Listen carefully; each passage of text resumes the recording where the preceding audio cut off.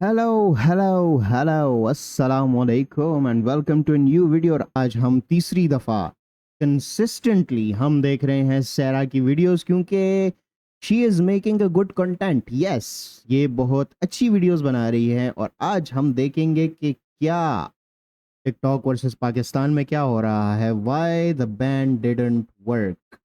ठीक है, तो चलिए जी, शुरू करते हैं, देखते हैं कि कैसी है ये वीडियो। एक 27 साला पाकिस्तानी लॉयर नदीम सरवर अपने रूम में टिकटॉक यूज़ कर रहे होते हैं। ओके। टिकटॉक पर स्क्रॉल करते हुए उन्हें कुछ ऐसी वीडियोस दिखती हैं जो कि उनके हिसाब से इनअप्रोप्रिएट होती हैं। ये देखने के बाद नदीम थोड़ा बहुत डिस्टर्ब हो जाते हैं टिकटॉक के पूरे एल्गोरिदम और उस पर पोस्ट होने वाले कंटेंट से। लेकिन फिर कुछ दिनों बाद जब वो अपने एक पड़ोसी से बात कर रहे होते हैं तो उनका अच्छा। पड़ोसी उन्हें एक अजीब वाकया सुनाता है। वो कहता है कि आज उसने अपने बच्चे को टिकटॉक पर स्क्रॉल करते हुए देखा। उसे काफी इनअप्रोप्रिएट कंटेंट देखने को मिला और वो ये भी ठीक। बताता है कि उसका बच्चा इस टिकटॉक कंटेंट का एडिक्ट हो चुका है। अब वो रोजाना टिकटॉक पर घंटों गुजार देता है। ये यूथ के लिए खतरा बनती जा रही है। ये सुनने की देर थी कि सर्वर अब फैसला कर लेता है कि उसने टिकटॉक को कुछ भी कर पाकिस्तान से बैन करवाना है। अच्छा। सर्वर 2022 में टिकटॉक को बैन करवाने के लिए कोर्ट में पेटिशन डालता है। सर्वर अपने पेटिशन में अपनी पूरी कहानी लिखता है कि कैसे उसे खुद एक इनअप्रोप्रिएट वीडियो टिकटॉक पर देखने को मिली और साथ ही उसके पड़ोसियों के बच्चे भी टिकटॉक के एडिक्ट्स हो चुके हैं और वो इस पर इस तरह की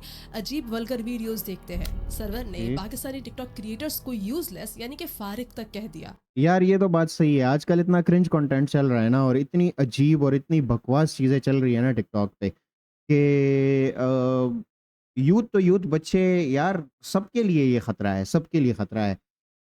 आजकल की जो यूथ ये टिकटॉक की ये चीज़ें देख रही है तो उनके माइंडसेट में भी चेंजेस आ रही हैं। ठीक है, ज़्यादातर ये जेन ज़ी जो है ये टिकटॉक पे बहुत ज़्यादा क्रिंज कंटेंट जो है वो बना रहे हैं।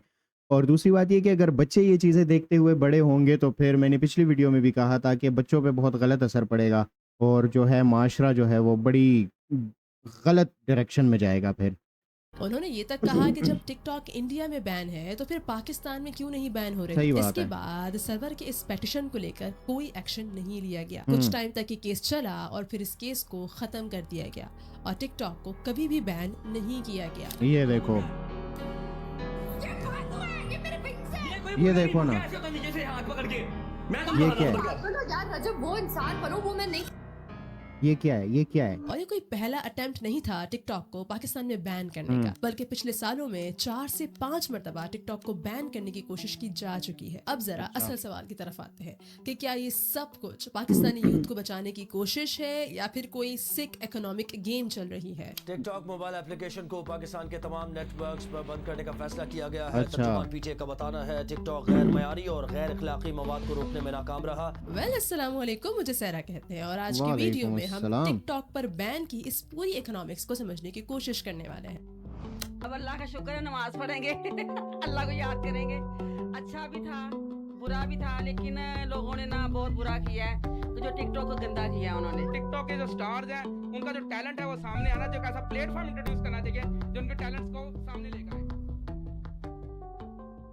पाकिस्तान में 2020 से 2021 तक टिकटॉक पर 4 मरतबा बैन लगाने की कोशिश की गई है। पहला लेकिन बैन चला लगा एक दफा भी अक्टूबर नहीं। 2020 में। पाकिस्तान टेलीकम्युनिकेशन अथॉरिटी पीटीए ने कहा कि ऐप इमोरल कंटेंट स्प्रेड कर रही है। ये पूरा बैन 10 दिन तक चला।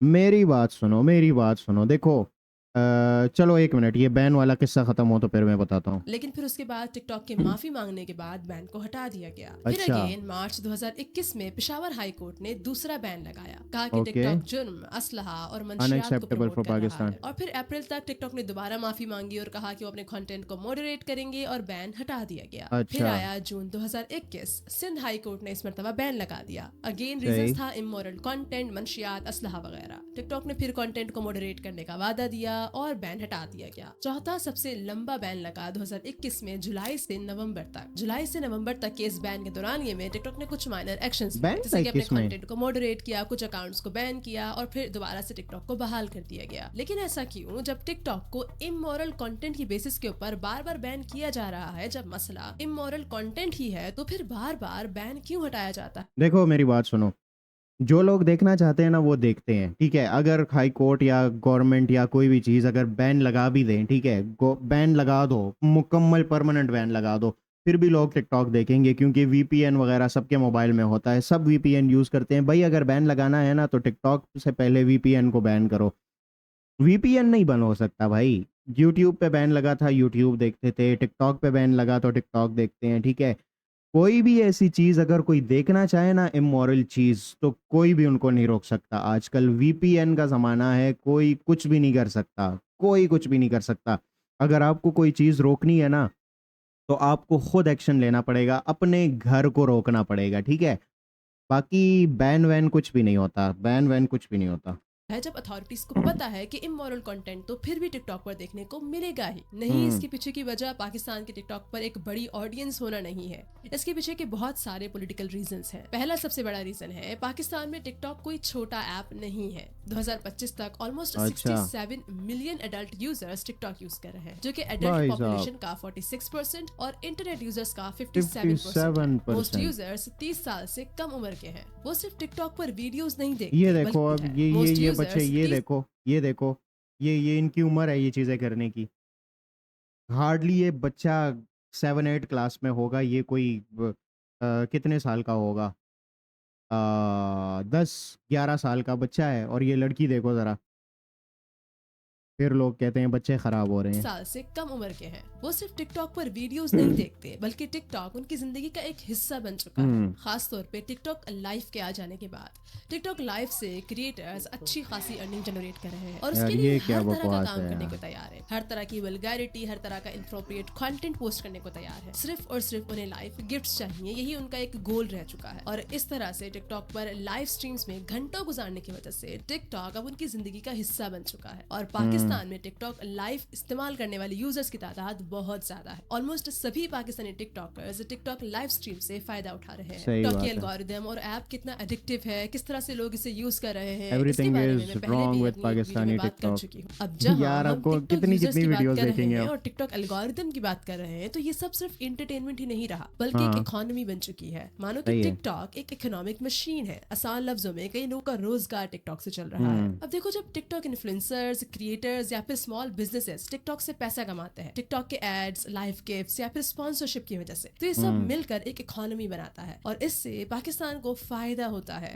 ये सब पाकिस्तान के सही है। इनफॉर्मल सेक्टर का एक बड़ा हिस्सा बन जाता है। आपको याद होगा जब लास्ट टाइम टिकटॉक को बैन करने की कोशिश की गई थी तो कई टिकटॉकर्स सड़कों पर आ गए थे। एक बड़ा पोर्शन पाकिस्तानी यूथ का इस टिकटॉक को वापस अनबैन करने के लिए प्रोटेस्ट। तो वही बात है ना यार, अगर तुम लोग एक ही चीज़ पे डिपेंड करोगे, टिकटॉक पे डिपेंड करोगे और टिकटॉक बैन हो गया तो फिर क्या करोगे। वही इसलिए मैं कहता हूँ कि टिकटॉक जो है ये एक एंटरटेनमेंट ऐप है, सिर्फ एंटरटेनमेंट के हद तक यूज़ करो।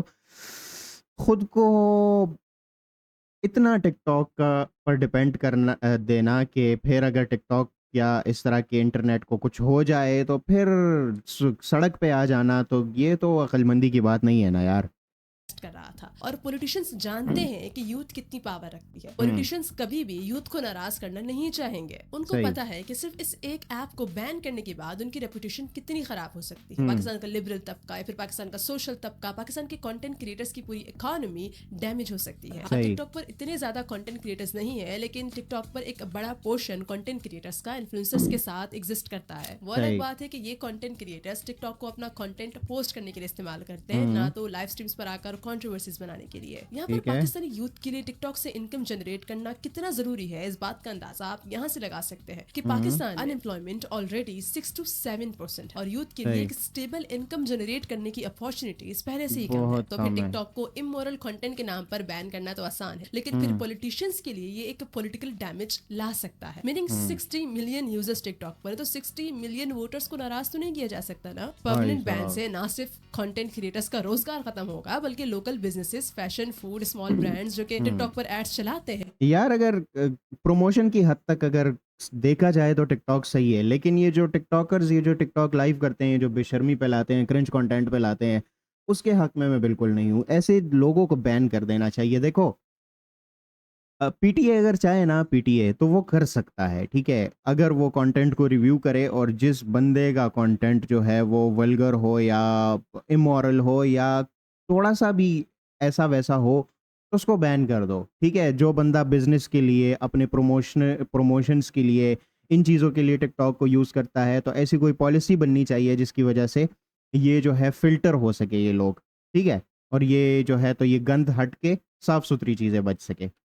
और इनडायरेक्टली गवर्नमेंट को इन सब से फायदा होता है क्योंकि ये इकोनॉमिक एक्टिविटी टैक्सेबल है। आइकॉनिक सही। राइट, गवर्नमेंट का एक तरफ वल्गैरिटी को लेकर रोना और दूसरी तरफ सारा पैसों का चक्कर। अब आप कहेंगे कि भाई टिकटॉक तो इंडिया में भी बैन हुआ है, तो क्या उनकी इकोनॉमी का नुकसान नहीं हुआ होगा? वहां नहीं। पर तो पाकिस्तान से बड़ी ऑडियंस टिकटॉक पर एग्जिस्ट करती थी, तो फिर उन्होंने इस सबको कैसे मैनेज किया? भाई हाँ। इंडिया में टिकटॉक के बैन करने के पीछे का रीजन बिल्कुल अलग था, पाकिस्तान से बिल्कुल अलग। पहले हम ये जान लेते हैं कि पाकिस्तान में एक बहुत बड़ा पॉलिटिकल रीजन भी एग्जिस्ट करता है जिसकी वजह से टिकटॉक को बैन नहीं किया जा सकता, और वो है पाक चाइना दोस्ती। टिकटॉक की पेरेंट कंपनी ByteDance एक चाइनीज कंपनी है, ऊपर से एक ऐसी अच्छा। चाइनीज कंपनी जो कि पहले से एक बहुत बड़ी इकोनॉमी चला रही है। खुद ही सोचे कि टिकटॉक की पूरी दुनिया में ग्रोथ के बाद ByteDance का 29% रेवेन्यू में जंप हुआ है, अराउंड ठीक है, ठीक है, 155 ठीक है, बिलियन ठीक है, डॉलर्स का ठीक है। रेवेन्यू। अब ये सारा रेवेन्यू सिर्फ ByteDance को फायदा नहीं पहुंचा रहा बल्कि चाइना की इकोनॉमी को भी फायदा पहुंचा रहा है। जितनी बड़ी कंपनी उतनी ज्यादा भाई जॉब्स और साहब। उतने ही इकोनॉमिक लेवल पर फायदे। तो काफी सिंपल सी बात है कि वो कंपनी जो कि चाइना की इकोनॉमी को फायदा पहुंचा रही है, फिर वो चाइना जो कि पाकिस्तान में 60 बिलियन डॉलर्स की इन्वेस्टमेंट कर चुका है सीपेक के लिए, Okay. उसको पाकिस्तान कैसे नाराज कर सकता है? सही, ये तो अपने सही, एक सही, बहुत सही। बड़े इन्वेस्टर के मुंह पर थप्पड़ मारने जैसा होगा अगर हम उनकी इतनी हो बड़ी गया ऐप भाई, को हो यहाँ गया। बैन कर देते नहीं हैं। हो सकता Analysis का पाकिस्तान ऐसा भी में मानना बैन। है कि पाकिस्तान में ये जो बार बार बैन करने की कोशिश की जाती है गवर्नमेंट की तरफ से, लेकिन कोई परमानेंट बैन नहीं होता, तो गवर्नमेंट इस तरह के बैन लगाने की कोशिश करती है लोकल कंजर्वेटिव्स को खुश करने के लिए।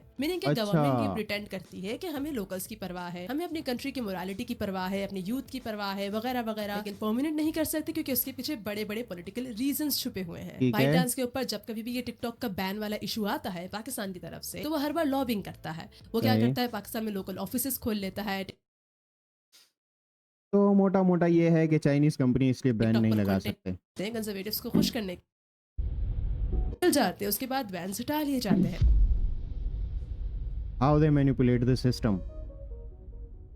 अब टिकटॉक की जो पॉलिसीज है वो काफी स्ट्रिक्ट पॉलिसीज है। Okay. इवन तो मेरी खुद की कई वीडियोस टिकटॉक पर बैन हुई है, मेरा अकाउंट तक सस्पेंड हुआ है। कुछ वीडियोस में पॉलिटिकल रीजंस की वजह से बैन की गई एंड देन मेरा अकाउंट सस्पेंड कर दिया गया। उसके बाद से मैंने दोबारा टिकटॉक की तरफ रुख नहीं किया बिकॉज आई नो कि मेरे टाइप का कंटेंट टिकटॉक को हजम नहीं होगा। लेकिन फिर उस टाइम पर सही मेरे है। जहन में एक सवाल आया था कि जब सिर्फ आपके टाइप का नहीं, जो भी कोई इंसानियत वाला कंटेंट बनाता है ना, सही तरीके वाला कंटेंट बनाता है, तो वो कभी टिकटॉक को हजम नहीं होता। टिकटॉक को सिर्फ क्रिंज चीज़ें हजम होती है।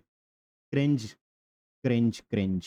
टिकटॉक की पॉलिसीज इतनी स्ट्रिक्ट हैं, इतनी रिस्ट्रिक्शंस लगी हुई हैं, अकाउंट सस्पेंड हो रहे हैं, तो फिर वो लोग जो कि मैच्योर या फिर immoral content, vulgar content upload करते हैं, वल्गर लाइव स्ट्रीम्स करते हैं, वो कैसे इन पॉलिसीज को पार कर लेते हैं? तो उसका आसान सा जवाब ये है कि वो टिकटॉक की इन पॉलिसीज को मैनिपुलेट करने में कामयाब हो जाते हैं। अब देखो, सही। हमें पहली चीज ये समझनी होगी What कि is पाकिस्तान immoral? में इमोरल कंटेंट किसको समझा जाता है। हमारे लिए इमोरल कंटेंट है लड़कियों के छोटे कपड़े पहनना, एक्सेट्रा एक्सेट्रा, जो कि आज टिकटॉक पर लाइव स्ट्रीम्स में स्पेशली बहुत ज्यादा देखने को मिलता है। सही। लेकिन टिकटॉक के लिए एज अ प्लेटफॉर्म वो चीज इमोरल नहीं है। यहाँ पर तो ठीक। दूसरे कई कंटेंट क्रिएटर्स हैं जो कि सेम तरह के कपड़े पहन क्योंकि वो कंपनी ही बाहर की है ना, वहाँ पे तो ये चीज़ें मॉरल है नहीं।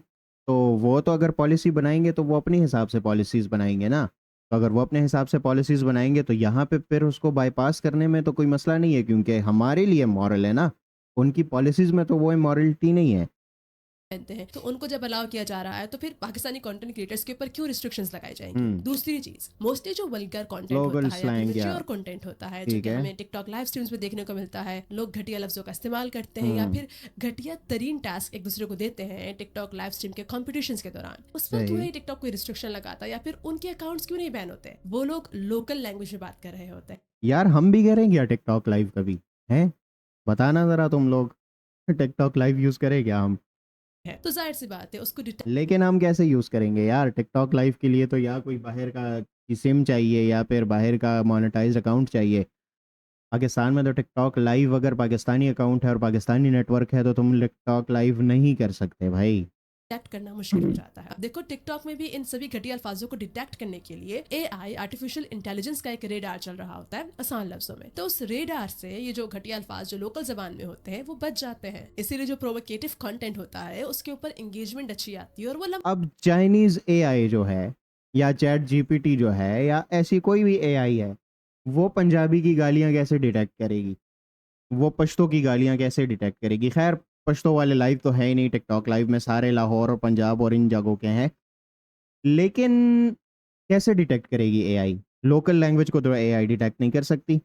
लंबा चलता है, उस पर कोई रिस्ट्रिक्शंस नहीं लगती, और जिस चीज पर एंगेजमेंट अच्छी आती है एल्गोरिदम उसको पुश करता है। और टिकटॉक सही बात। पागल थोड़ी ना है कि एक चीज पर एंगेजमेंट आ रही है, टिकटॉक को फायदा हो रहा है, एल्गोरिदम को फायदा हो रहा है, वो उस चीज को बैन कर दे या फिर उस पर रिस्ट्रिक्शंस लगा दे। ये चीज सही मैंने बात आपको है। क्रिंज कंटेंट वाली वीडियो में भी बताई थी, हाँ। और मैंने लाइव स्ट्रीम वाली जो टिकटॉक पर वीडियो बनाई थी उसमें भी बताई थी कि जितना ज्यादा Why provocative cringe content content होगा is उतनी ज्यादा popular? एंगेजमेंट होगी, और जितनी ज्यादा एंगेजमेंट होगी एल्गोरिदम उसको और ज्यादा पुश करेगा। और ये सभी प्लेटफॉर्म्स Exactly. कभी भी नहीं चाहेंगे कि वो अपने इतने अच्छे यूजर्स खो बैठे हैं जो कि उनको अच्छी खासी रेवेन्यू जनरेट कर दे रहे हैं। अब सही आपका बात ये है। सवाल होगा कि जब ये सब कुछ काम ही नहीं करता तो फिर हम क्या टिकटॉक को इस तरह से इमोरल कंटेंट फैलाने दें अपनी कंट्री में और टिकटॉक को बैन ना करें, तो फिर क्या हल है इसका? टिकटॉक के पूरे मसले का हल एक सिंगल बैन नहीं है। पहली चीज तो बैन पॉसिबल नहीं है। दूसरी सही बात चीज, है। किसी भी प्लेटफॉर्म को बैन करने के बाद आप यूथ को नहीं बचा सकते। अगर आपके यूथ पहले से ही करप्टेड है तो किसी भी ऐप को बैन करने का कोई फायदा नहीं होता। कोई तो हम क्या फायदा कर नहीं सकते होता, हैं? बिल्कुल। पहली चीज, रिपीटेड वॉयलेटर्स को बैन करना, मीनिंग पाकिस्तानी अथॉरिटीज जैसे कि पीटीए टिकटॉक के साथ मिलकर उन क्रिएटर्स को ढूंढे, उन इन्फ्लुएंसर्स को ढूंढे, उन यूजर्स को ढूंढे जो कि रिपीटेडली टिकटॉक की पॉलिसीज को वायलेट और ये कोई भी और मुश्किल आसानी से काम टिकटॉक नहीं के है, रेडार से बहुत बच रहे हैं। आसानी इससे से हमें दो बड़े पकड़े फायदे जाएंगे। होंगे। पहला, जो एग्जिस्टेड अकाउंट्स हैं इस वक्त टिकटॉक पर वो सभी खत्म हो जाएंगे, सही मोस्ट ऑफ बात है। देम खत्म हो जाएंगे। ठीक है। दूसरा,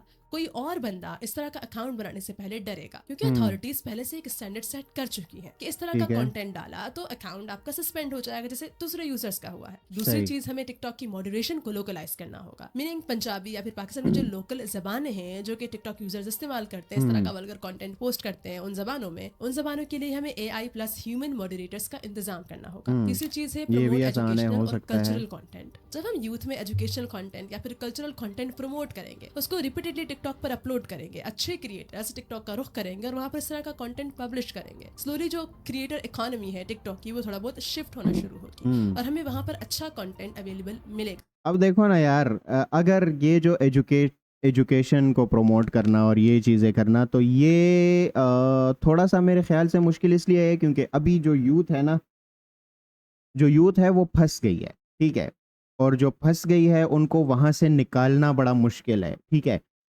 किसी को अगर तुम क्रिटिसाइज करोगे ना, इवन उसकी एक डेली लाइफ में एक छोटी सी आदत पर भी, तो वो कहेगा कि भाई तुम्हारा मेरे साथ क्या काम है, ठीक है।